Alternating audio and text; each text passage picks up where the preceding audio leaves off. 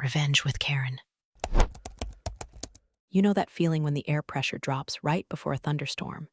That specific, heavy silence where the birds stop singing and the leaves flip over? That's what the conference room felt like on a Tuesday morning in November. But instead of thunder, the impending disaster was wearing a slim-fit navy suit that was 2 sizes too tight and loafers with absolutely no socks. My name is Sharon. For the last 7 years, I've been the client solutions lead for a global logistics firm. That title sounds vague, which is intentional. It means I fix things. It means when a customized supply chain algorithm for a Fortune 100 company starts hallucinating and routing fresh salmon to a warehouse in Arizona, I'm the one they call at 3 o'clock a.m. I don't panic. I don't scream. I just move the pieces on the board until the problem disappears. I don't smoke. I don't drink before 6 o'clock p.m. I write with a Mont Blanc pen that cost more than my first car, and I know the names of the children of every C-suite executive in my portfolio. I am the invisible glue that holds a $5 billion portfolio together, and the crown jewel of that portfolio was David Sterling. Sterling isn't his real name, obviously, but the money is real. $5 billion of annual contract value real. He's the kind of client who doesn't sign contracts, he signs alliances. He's old school. He hates slide decks. He hates buzzwords. He hates people who try to sell him things he didn't ask for. We had a rhythm, Sterling and I. We spoke in shorthand. A nod meant yes, a silence meant fix it, and a phone call meant the building was burning down. In 7 years, he had never threatened to leave. Not once. Then came Grant, our CEO, man whose spine is made of wet cardboard, decided we needed to modernize. Apparently, consistent record-breaking profits were too boring. We needed disruption. We needed synergy. We needed a vice president of strategic growth who looked like he'd been manufactured in a lab funded by LinkedIn influencers. Grant breezed into the boardroom for the all-hands meeting like he was hosting a talk show. He had the teeth. He had the tan. Had the energy of a golden retriever that had just ingested a bag of espresso beans. Team, he started, clapping his hands together. The sound echoed in the silence. I'm here to tell you that good isn't good enough anymore. We need to be great. We need to be agile. We need to trim the fat. I sat in the back, taking notes in my leather-bound notebook. I've seen guys like Grant before. They come in every 3 years, break everything they touch, collect a massive severance package, fail upward to the next company. Usually, I just keep my head down, protect my clients from their stupidity, and wait for them to implode. It's a survival mechanism. Speaking of survival, look, I know how these stories go. You're probably scrolling through this on your lunch break, hiding from your own version of Grant. If you want to see exactly how I dismantled this man's career brick by brick, do me a favor and hit subscribe and maybe drop an upvote. It helps me know you're out there listening, and trust me, you're going to want a front row seat for the carnage that's coming. Anyway, back to the trim the fat speech. Grant's eyes scanned the room. When they landed on me, there was a flicker of something that wasn't quite recognition. It was assessment. But he didn't see a shark. He saw a middle-aged woman in a charcoal blazer. He saw legacy. He saw furniture. He didn't know that 3 months ago, Sterling's entire European distribution network almost collapsed because of a server migration error. He didn't know that I manually coordinated the rerouting of 45 cargo jets while sitting on my kitchen floor in pajamas, ensuring Sterling didn't lose a single cent. Sterling didn't even know about that. I never told him. That's the job. The client sleeps well because I don't. After the meeting, the CEO, looking nervous, ushered Grant over to me. Grant, this is Sharon, the CEO said, sweating slightly. She handles the Sterling account. It's our keystone. Grant smiled. It didn't reach his eyes. It was a smile made of porcelain and ambition. Sharon, pleasure, I've heard. Interesting things. You've been on this account for a long time. 7 years, I said, keeping my voice neutral. I offered my hand. His grip was moist and weak, like holding a dead fish. 7 years, he repeated, letting out a performative sigh. That's a lifetime in this industry. Maybe too long. You get complacent. You stop seeing the forest for the trees. My blood temperature dropped about 10 degrees, but my face remained a mask of polite interest. Mr. Sterling values consistency. He's not fond of change for the sake of change. Grant chuckled. He actually chuckled, like I was a child explaining why I believed in the tooth fairy. Oh, Sharon, everyone loves change if you sell it right. Been looking at the numbers. The margins on the Sterling account are stagnant. We're overservicing him. Too many hours, too much hand-holding. We're leaving money on the table. We're not selling him a service, Grant, I said, my voice hardening just a fraction. We're selling him reliability. If we cut support, he walks. Nobody walks away from a contract this size, Grant said, waving his hand dismissively. He's bluffing. He's got you wrapped around his finger. But there's a new sheriff in town now. I want you to set up a QBR, a quarterly business review, for next week. I want to meet this guy. And Sharon, I'll be leading the presentation. I stared at him. The Sterling QBR was sacred ground. It wasn't a presentation, it was a conversation. We didn't use slides. We sat in armchairs, drank black coffee, and discussed global logistics trends. Bringing Grant into that room was like bringing a clown to a funeral. Grant, I said carefully, Sterling doesn't do standard presentations. Book it, he interrupted, turning his back to me to check his phone. And send me your deck by Friday. I'll need to polish it. We need to dazzle him. Lots of graphs, hockey stick growth, you know the drill. I stood there for a moment, watching him walk away. The fluorescent lights hummed overhead, sounding like a flatline. It just ordered me to construct a bomb and place it directly under the foundation of our company. He thought I was just an admin with a fancy title. He thought I was a relic. He had absolutely no idea that the stagnant margins he complained about were the result of me spending company resources to fix internal screw-ups before they reached the client. He didn't know that I was the only reason the Sterling account existed at all. I went back to my desk. Hands were steady, but my heart was hammering a war drum against my ribs. I opened my email. I saw the calendar invite from Grant, Sterling account strategy, new direction. I looked at the accept button. I clicked it. If he wanted a show, I would give him a show. But first, I had to prepare, not for the meeting, but for the war. I opened a new folder on my private drive. I named it the exit. And then I picked up my phone and texted my contact at legal. Hypothetically, I wrote, how enforceable is the non-compete regarding clients I brought in prior to the 2018 merger? The 3 dots bubbled up immediately. The storm wasn't coming. It was here. And Grant had just handed me the umbrella, unaware that I was about to use it to impale him. If there is a hell, it is not fire and brimstone. It is a windowless conference room with a glass whiteboard, stale bagels, a middle manager explaining paradigm shifts to you for 4 hours straight. Wednesday morning, the prep session for the Sterling QBR. I walked in with a concise, 3-page briefing document. It contained the KPIs Sterling actually cared about: on-time delivery rates, customs clearance velocity, and the error reduction metrics from the new Singapore hub.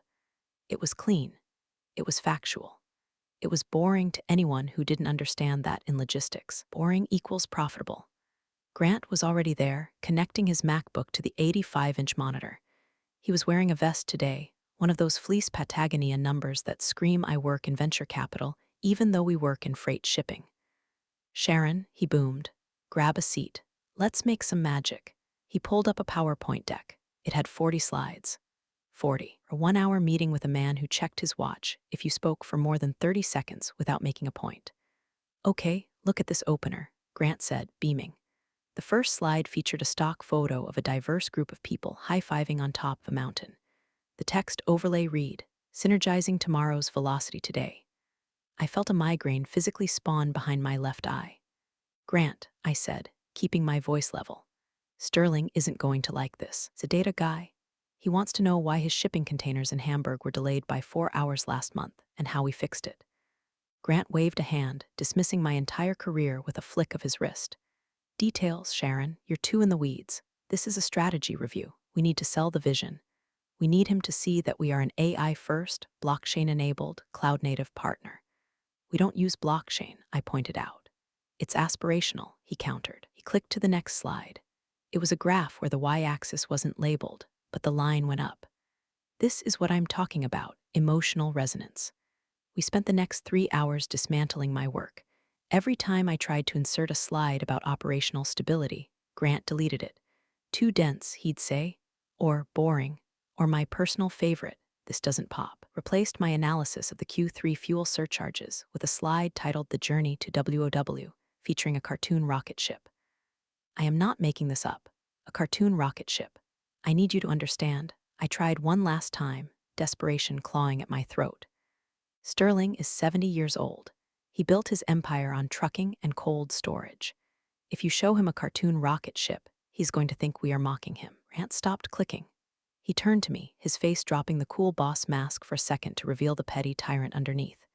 You know, Sharon, I'm getting a lot of resistance from you. I was told you were a team player. The accusation hung in the air. The team player trap. The moment you disagree with a bad idea, you're difficult. I am trying to protect the relationship, I said. No, you're trying to protect your turf, Grant snapped. You've been gatekeeping this client for years. Maybe that's why the account is stale. You're afraid of new ideas because they expose the fact that you've been coasting. Coasting. I thought about the Christmas morning I spent on a conference call with customs agents in Mumbai. I thought about the time I personally flew to Detroit to hand-deliver a replacement part for Sterling's assembly line because FedEx was snowed in. Coasting, I repeated, tasting the word. It tasted like ash. Look, Grant sighed, checking his Apple Watch. I don't need you to present. Clearly, you're not on board with the new vision. I'll handle the talking. You just be there too? I don't know, take notes. Answer technical questions if he gets boggy. But let me drive. He was demoting me in my own meeting. He was cutting me out of the conversation I had sustained for nearly a decade. A younger version of me would have fought. I would have yelled. I would have gone to the CEO. But I looked at Grant, at his unearned confidence, his empty buzzwords, his complete lack of respect for the work, and something inside me shifted. It was the shift from employee to architect of your destruction. Okay, I said softly. Grant looked surprised. He expected a fight. Okay, you're the VP, I said, closing my notebook. If this is the direction you want to take, I'll support you. You do the talking, I'll just sit in. Great. Grant clapped again. See, that wasn't so hard. We're going to crush this, Sharon. Pivot to greatness. I walked back to my office. My hands were shaking, not from fear, but from the sheer effort of holding back the rage. I sat down at my desk. I opened the exit folder again. I started a new document, incident log, date, Nov 14. Event, VP explicitly forbade me from presenting operational data. Instructed to prioritize aspirational marketing material over KPI reporting. Removed me from lead presenter role. I saved the file. Then I opened my email and found the calendar invite for the QBR. I forwarded it to my personal email address. Then I went to the printer. I printed out every single slide of Grant's presentation. The rocket ship, the high-fiving mountain climbers, the unlabeled graphs. I put them in a crisp manila folder. If he was going to drive the car off the cliff, I wasn't just going to watch. I was going to make sure the dashcam was recording in 4K. The meeting was in 48 hours. I spent them in silence. I didn't try to fix his slides. I didn't try to warn the CEO. I just did my regular work, answered my emails, and waited. It's funny how calm you feel when you realize you have nothing left to lose. Grant thought he was sidelining me. He didn't realize he was setting me free. Boardroom on the 40th floor has a view of the entire city, but on Friday morning, the blinds were drawn. Grant wanted the lighting to be cinematic for his projector. Mr. Sterling arrived at 9:58 a.m. He's a man who takes up space not by being loud, but by being dense with gravity. He wore a gray wool suit that probably cost more than Grant's car, and he carried nothing but a single fountain pen. No laptop, no phone. He walked in, shook my hand firmly. Sharon, good to see you. And you, David, I said. It was the only time I used his first name. It was our privilege. Then Grant swooped in. Mr. Sterling, Grant Miller, VP of Strategic Growth. Huge fan of what you've built. Truly disruptive stuff. Sterling looked at Grant's extended hand, then at his face. He shook it briefly, like he was touching a wet railing. Disruptive, Sterling repeated, the word rolling around his mouth like a stone. I sell gravel and logistics, Mr. Miller.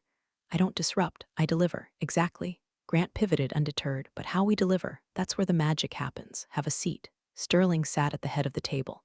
I sat to his right, my usual spot. Grant stood at the front, clicker in hand. Gentlemen, Sharon, Grant began, dimming the lights even further. Let's talk about the future. The first slide hit the screen. Synergizing tomorrow's velocity today. Heard Sterling inhale slowly through his nose. It was a long, ragged sound. Grant launched into his speech. He talked about vertical integration of ideation. He used the phrase blue sky, thinking 3 times in the first 5 minutes. He paced around the room, making big, sweeping gestures. I watched Sterling. He wasn't looking at the screen. He was looking at his hands, folded on the mahogany table. He was perfectly still. 10 minutes in, Grant clicked to the rocket ship slide. We want to take your logistics into the stratosphere. We're talking about a complete reimagining of your supply chain ecosystem. Sterling raised a hand, just 2 inches off the table. Grant stopped mid-sentence. Yes, questions? I love questions. Where is the Q3 report? Sterling asked. His voice was quiet, raspy, and dangerous. Grant blinked. Well, we're looking forward, David. The Q3 numbers are in the appendix. What I really want to focus on is, I lost 2 shipments in Rotterdam last week, Sterling said. Sharon fixed it. I want to know why it happened. I want to know the variance on fuel costs. I want to know why your new API integration failed 3 times on Monday. Grant froze. He didn't know any of this. He hadn't read the briefing. He hadn't listened to me. Right? Grant stammered, sweat starting to bead on his forehead. Technical hiccups. Growing pains. If you look at the holistic view, Sharon, Sterling said, ignoring Grant completely. He turned his chair slightly to face me. Explain the Rotterdam variance. I opened my mouth to speak. I had the numbers memorized. I knew exactly what had happened. A dock strike combined with a software patch glitch that I had manually overridden.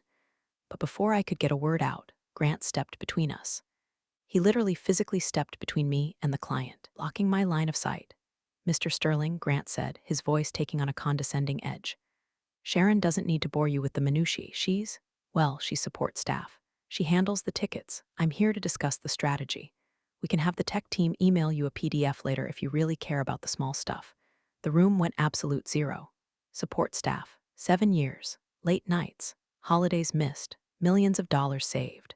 Support staff. I looked at the back of Grant's cheap suit. Then I looked at Sterling. He was staring at Grant with an expression of pure, unadulterated disbelief. I stood up. The sound of my chair scraping against the floor was loud in the silence. Sharon, Grant turned, looking annoyed.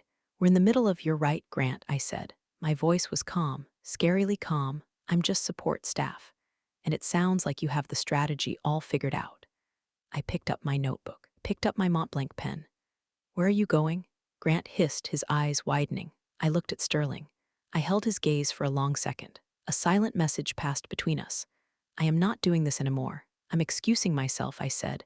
I wouldn't want to bore you with the minutiae. I walked to the door. Sharon, sit down. Grant barked, panic finally cracking his voice. I didn't turn around. I opened the heavy oak door and stepped into the hallway. As the door clicked shut behind me, I heard Sterling's voice, loud and clear for the first time. Sit down, Mr. Miller, and turn on the lights. I walked down the hallway. My heart wasn't racing anymore. It had stopped. I felt light, weightless. I walked past the open-plan cubicles. I walked past the break room. I walked straight to the elevator. I didn't go back to my desk. I didn't pack my things. I pressed the button for the lobby. I was done. But the game had just begun. I took the subway home at 11 o'clock a.m. It's a strange time to be underground. The car was empty except for a few tourists and a guy sleeping with a guitar case.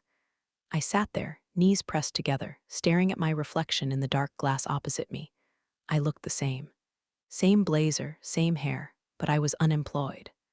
Well, technically, I was insubordinate, but let's not split hairs. My phone started buzzing before the train even left the station. Grant, 5 missed calls. Grant, Sharon, get back in here immediately.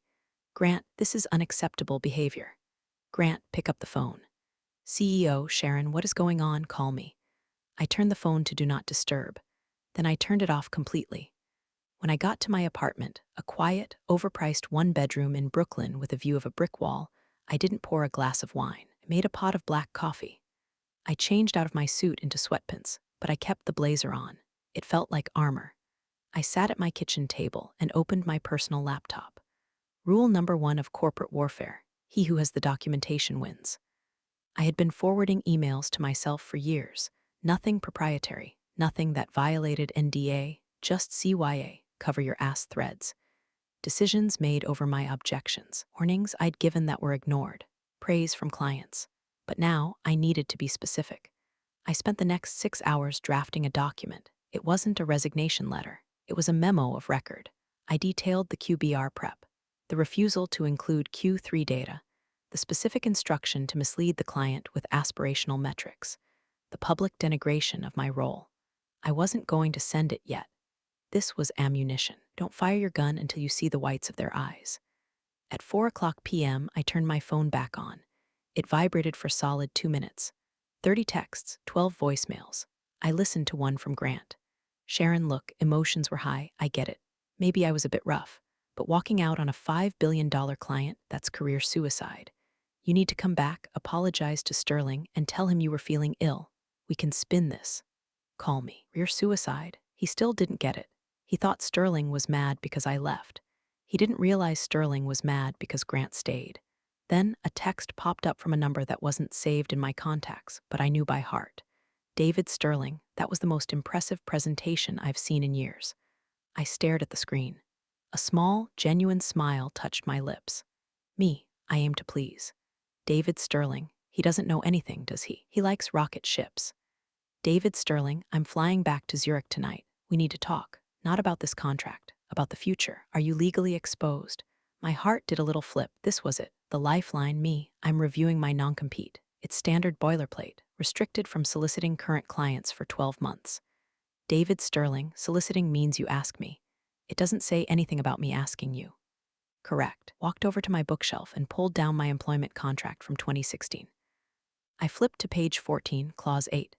B. Non-solicitation. He was right. The language was specific. The employee shall not directly or indirectly solicit, induce, or attempt to induce. If Sterling fired Omnicorp and hired me, I hadn't solicited a thing.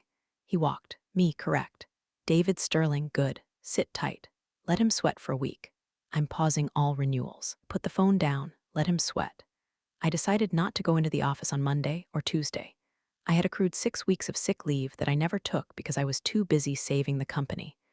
I logged into the HR portal from home. Request for leave, medical, stress-induced, technically true. Grant was extremely stressful. I spent the next few days in a strange limbo. I watched the chaos unfold from a distance. My work email, which I could still access on my phone, was a dumpster fire. Subject, urgent, Sterling shipment stuck in customs from Grant Miller to Sharon. Sharon, I know you're sick, but we have a situation in Shanghai. Who is the contact for the Port Authority? I can't find it in the CRM. I looked at the email. I knew the contact. It was Mr. Wu. He didn't use the CRM. He used WhatsApp. He only answered if you started the message with a specific greeting in Mandarin. I deleted the email. Another one came in an hour later. From CEO Sharon, we need to talk. Grant says you're ghosting us. The Sterling account is at risk. I didn't reply. I was learning the power of absence.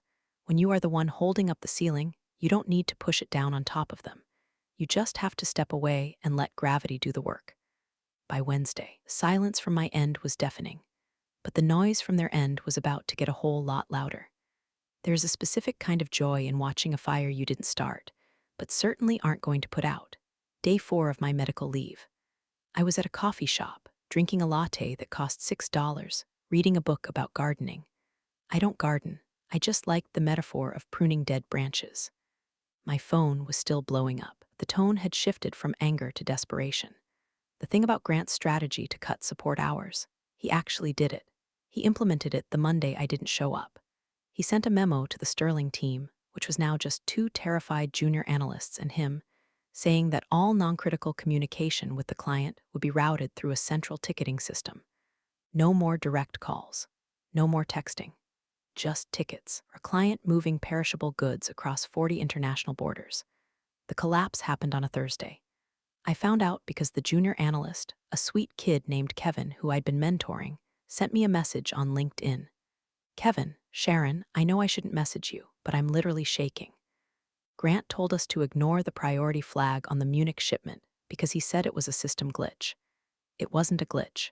It was vaccines. Been sitting on the tarmac for 12 hours. They're spoiling. I stared at the screen. Vaccines. This wasn't just corporate politics anymore. This was negligence. I had a choice. I could intervene, save the shipment, and prove my value, or I could let Grant own his mistake. But these were vaccines. People needed them. I sighed, closed my book, and pulled up my contacts. I couldn't fix it officially, but I could fix it quietly. I texted a contact at the Munich airport ground crew. Hands, check container 404 Bravo. Temperature gauge might be faulty. Manual override to cold storage ASAP. Do it as a favor to me. Hands for you? Done. But tell your new boss he is an idiot. He filed the paperwork as dry goods. I screenshotted the exchange. Added it to the exit folder. I texted Kevin back. Don't worry about Munich. It's handled, but keep your head down. Document everything Grant tells you to do. Back at the office, the CEO finally decided to step in. He didn't call me, he sent Linda. Linda was the head of HR. She was one of those women who treated the company like a church and the employee handbook like the Bible. She spoke in hushed, reverent tones about corporate culture and family. She called me at noon.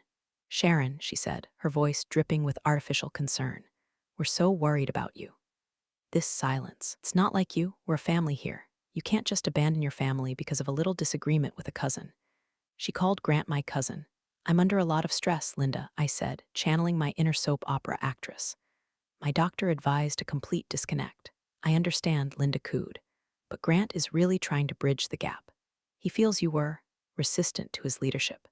He wants to welcome you back. He's even willing to let you keep your title. You'll report to him directly for daily task management." Daily task management. They wanted to micromanage the person who built the department. "Linda," I said, "did Grant tell you about the Munich shipment? The what?" "No. We're talking about your attitude, Sharon. Ask him about the vaccines, Linda. Ask him why the client's legal team just downloaded the audit logs for the last 48 hours. "What?" Her voice spiked. "I'm resting now, Linda. I'll update you on my return date next week." I hung up. The audit logs part was a bluff, but it was a calculated one. I knew Sterling's legal team, they were sharks. If they smelled blood, they would be downloading everything. 10 minutes later, I got a notification. "System alert. User admin has initiated a full data export of the Sterling account." It wasn't Sterling's team, it was Grant. He was panicking. He was trying to find out what I knew. Or maybe he was trying to delete evidence of his own incompetence. He didn't realize that the system logs every export, including his. I sat back and sipped my coffee. The cracks weren't just in the foundation anymore. The walls were buckling. And the best part, I hadn't even resigned yet. I was still on the payroll, accruing sick pay, while watching them burn the building down around themselves. Then the email came. The one I had been waiting for, from David Sterling to CEO, Grant Miller CC. Sharon personal email subject. "Notice of contract review, gentlemen, effective immediately. We are suspending all new initiatives. We will be conducting a review of our service level agreement violations over the past week. We expect a formal response regarding the Munich incident by EOD. P.S. Please ensure Sharon is present at the upcoming strategy summit. Her absence has been noted." Boom. CC'd my personal email. He wanted them to know I was in the loop. He wanted them to know he knew.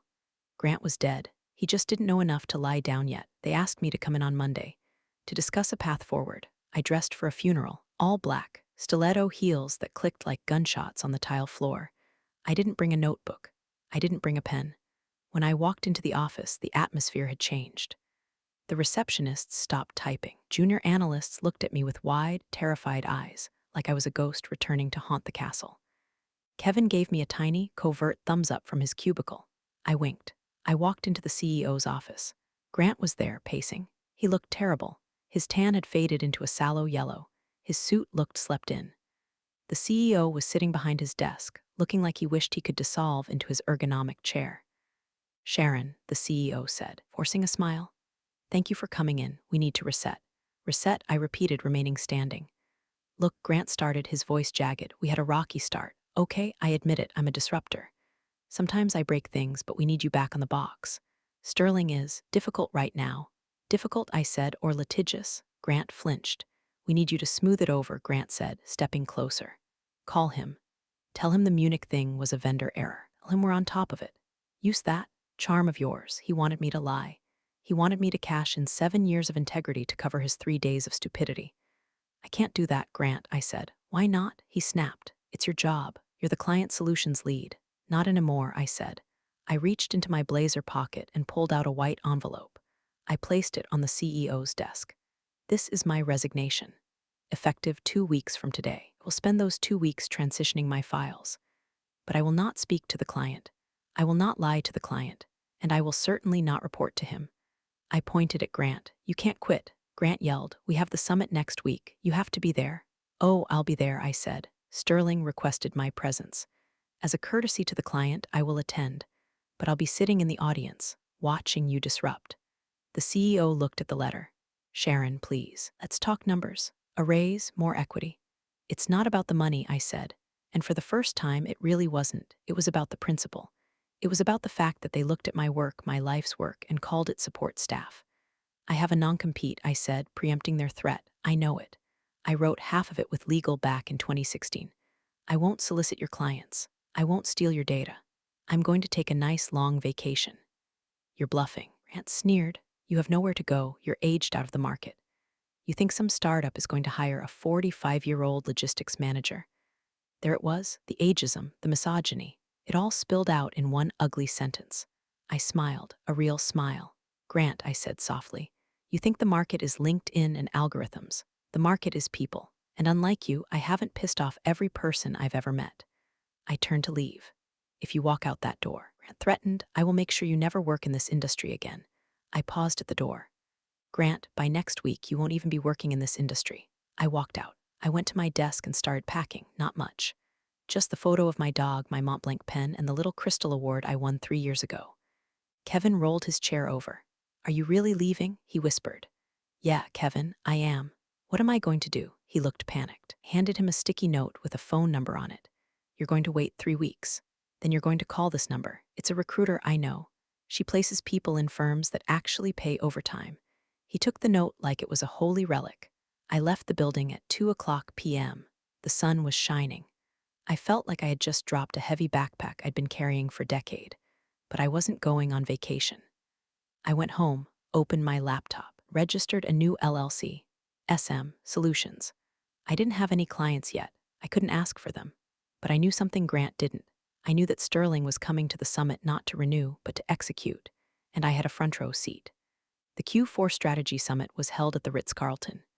Chandeliers, shrimp cocktails, and a room full of people pretending everything was fine when the stock price was down 12%. I wore a red dress. Look at me red, blood in the water red. I arrived early and took a seat near the back. I wasn't an employee anymore, technically. I was serving out my notice period. I was a ghost at the feast. Grant was on stage doing a sound check. He looked manic. He was shouting at an AV technician about the bass levels on his intro music. Yes, he had intro music. Eye of the Tiger. I wish I was joking. The room filled up. Board members, investors, key clients. I saw the CEO shaking hands, his smile looking more and more like a grimace. Grant spotted me in the back. He glared. He actually made a cutthroat gesture, then realized a board member was watching and turned it into an awkward collar adjustment. Then the doors at the back of the room opened.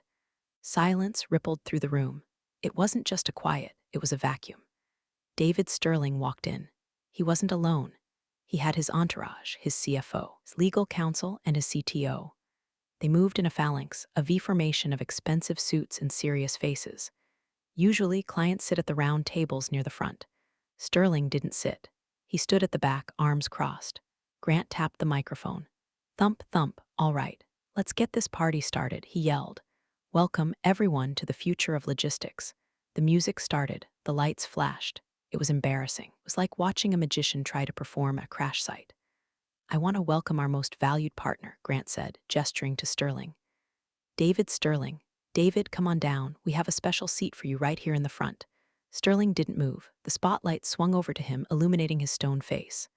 I'm fine where I am, Sterling said. His voice didn't need a microphone, it carried. Oh, okay, Grant stammered.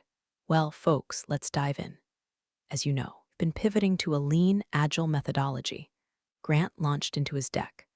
The rocket ships were back. The buzzwords flew: paradigm, synergy, blockchain.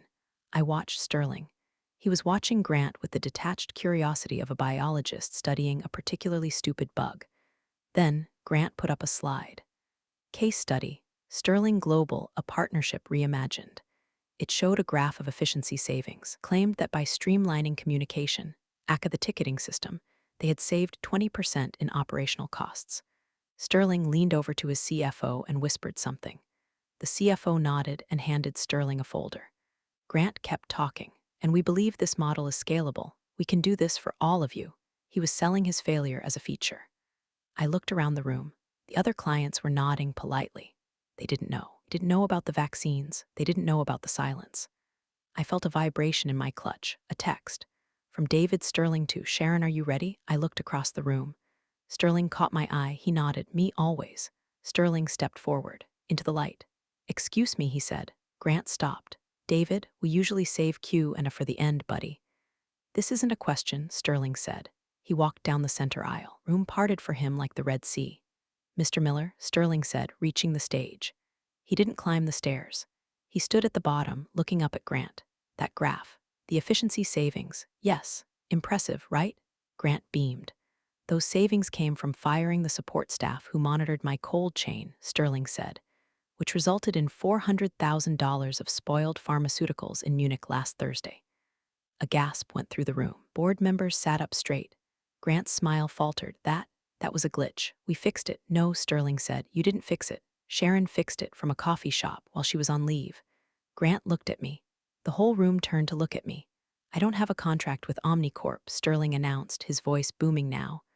I have a contract with Competence. And it seems Competence has left the building. He turned to the board of directors. I'm invoking the immediate termination clause of my contract due to gross negligence. You can't do that. The CEO jumped up. David, please. I just did, Sterling said. My legal team filed the papers 10 minutes ago. He turned back to me. Sharon, he said, are you coming? I stood up. My red dress smoothed out. I picked up my purse. I think I will, I said. I walked down the aisle. I walked past the CEO, who looked like he was having a stroke. I walked past the investors. I met Sterling in the aisle. Where are we going? I asked quietly. Lunch, he said, and then to talk about your new consultancy. I have some friends who are very unhappy with their current logistics providers. We walked out of the ballroom together. Behind us, the feedback from the microphone screeched, drowning out Grant's desperate stuttering. It was the sweetest sound I had ever heard. We went to a steakhouse down the street, kind with white tablecloths and waiters who don't introduce themselves by name. Sterling ordered a bottle of wine that was older than Grant. To disruption, he toasted, a twinkle in his eye. To competence, I corrected, clinking my glass against his. By the time the appetizers arrived, my phone was vibrating off the table. Kevin, holy shit, Sharon. The CEO is screaming. Grant is crying, literally crying. Security is escorting him out. Legal, Sharon. Need to discuss your NDA. Recruiter, Sharon, hearing wild things. Call me. I turned my phone over. So Sterling said, cutting his steak. SM Solutions, tell me about it. It's a boutique firm, I improvised. Specializing in high-touch, crisis-proof logistics for legacy clients. No apps, no tickets, just answers. I'll take a retainer, Sterling said. Same rate as Omnicorp was charging me. But you keep the overhead. I did the math in my head. If I took Sterling's account at the agency rate, without the agency bloat, I would make more in a month than I made in a year at Omnicorp. Deal, I said. And Sterling added, I have 3 friends, CEOs of manufacturing firms. They were in that room. They just texted me. They want your number. Send it, I said. Back at the Ritz-Carlton, the apocalypse was happening. According to Kevin, my embedded spy, the board held an emergency meeting in the hallway. Stock had dropped another 8% in the hour since Sterling walked out. News travels fast on Wall Street. Grant was fired before he left the stage. They didn't even let him get his coat. Security walked him out through the kitchen so he wouldn't be seen by the investors. The CEO tried to damage control, but it was too late. The Sterling walkout was already a story. It was the signal that the ship was sinking. Over the next 48 hours, Omnicorp lost 4 more major accounts. All of them called me. I didn't steal them. I didn't solicit them. They called me. Sharon, we heard what happened. Can you take us on? I can, I told them. But my rates have gone up, and I don't do PowerPoint. I hired Kevin a week later. I doubled his salary and gave him the title of Director of Operations. He cried. I rented a small office, not in a glass tower, in a brownstone. Hardwood floors, eel plants. The lawsuit from Omnicorp came, of course. They tried to sue me for poaching. Sterling's lawyers responded with a letter that was essentially a legal go F yourself, citing the breach of contract and negligence regarding the Munich shipment. Omnicorp dropped the suit in 3 days. They couldn't afford the discovery phase. They knew what I had in the exit folder. Grant tried to reach out on LinkedIn a month later. Grant, hey Sharon. No hard feelings, right? Business is business. I'm launching a new crypto logistics startup. Reckless Innovation EO, would love to pick your brain. I didn't block him. I didn't reply. I just left him on read. Because that's what support staff does. We support. And when we stop supporting, the whole thing falls down. 6 months later. SM Solutions has 12 employees. We handle $12 billion in logistics contracts. We don't have a strategy VP. Have a coffee machine that actually works and a rule that no meeting can last longer than 20 minutes. I bought the building. I was sitting in my office, looking out at the rain, when I saw the news alert. Omnicorp announces restructuring. selling logistics division to private equity firm for pennies on the dollar. They were being chopped up for parts. The brand equity Grant talked about was worthless. The legacy they despised was the only thing that had value. It had walked out the door in a red dress. I took a sip of my espresso. It's funny. Grant was right about one thing. We did need to trim the fat. He just didn't realize that he was the fat. I don't hate Grant. I don't hate the CEO. They were just symptoms of a disease. The disease of thinking that shiny new things are better than things that actually work. The disease of thinking that the people who do the work are interchangeable cogs. Forgot the golden rule of mechanics, whether it's HVAC or global supply chains. You don't piss off the person who holds the wrench. My phone rang. It was Sterling. Sharon, he said, I'm in Tokyo. The port is congested. They're saying 3 days delay. I'm already on it, David, I said, spinning my Mont Blanc pen in my fingers. I rerouted the shipment to Yokohama an hour ago. Trucking is arranged. You'll lose 4 hours, not 3 days. There was a silence on the line. A comfortable, expensive silence. You're worth every penny, Sharon. I know, I said. I hung up. I looked at the exit folder on my desktop. I dragged it to the trash. Empty trash? Yes. I didn't need the insurance anymore. I was the insurance. I turned back to my work. The rain washed the city clean, and for the first time in 7 years, I didn't feel like I was holding up the sky. I was just flying in it. Life has its storms, but it also has its calm waters. Thanks for sharing this moment with me. See you in the next one.